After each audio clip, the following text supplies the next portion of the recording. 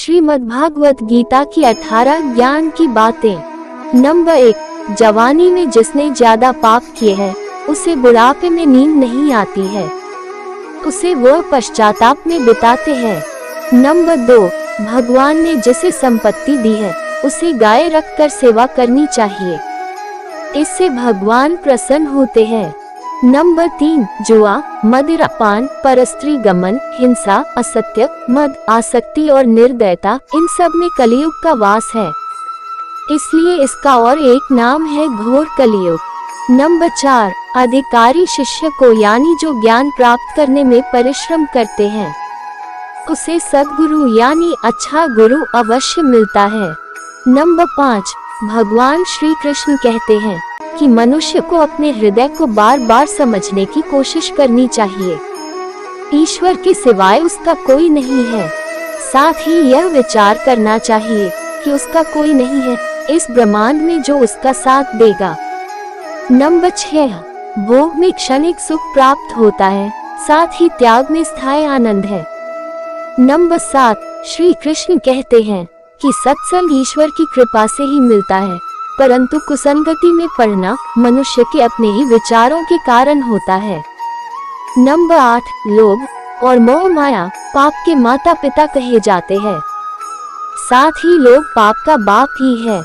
Number 9, Shri Krishna ji कहते हैं कि स्त्री का धर्म है कि वह हर रोज तुलसी और माता पार्वती का पूजन करे, इससे उनकी सुख समृद्धि हमेशा बनी रहती है।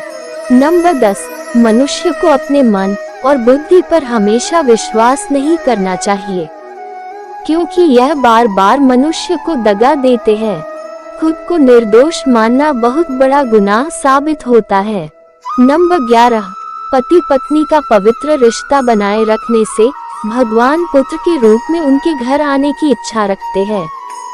नंबर 12, भगवान इन सभी कसौटियों पर कसकर जांच परख कर ही मनुष्य को अपनाते हैं, इसलिए मन में गलत विचार नहीं रखना चाहिए, हमें हमेशा सभी के साथ प्रेम भाव से रहना चाहिए।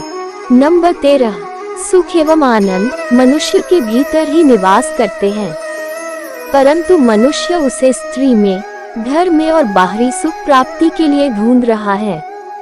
नंबर 14, श्री कृष्ण जी कहते हैं कि भगवान की उपासना केवल शरीर से ही नहीं बल्कि मन से भी करनी चाहिए। ईश्वर का वंदन उन्हें प्रेम बंधन में बांधता है। नंबर 15, मनुष्य की वासना ही उसके पुनर्जन्म का कारण होती है। नंबर 16, मनुष्य इंद्रियों के अधीन है, इसलिए उसके जीवन में विकार और परेशानियां आती है। नंबर 17, मनुष्य के अंदर धैर्य, सदाचार, स्नेह और सेवा जैसे गुण सत्संग के बिना नहीं आते। नंबर 18, श्री कृष्ण जी कहते हैं जिस प्रकार शरीर के वस्त्र मैले होने पर बदलने ठीक है, उसी प्रकार मन में यानी हृदय में मैल होने पर उसे निकाल देना चाहिए।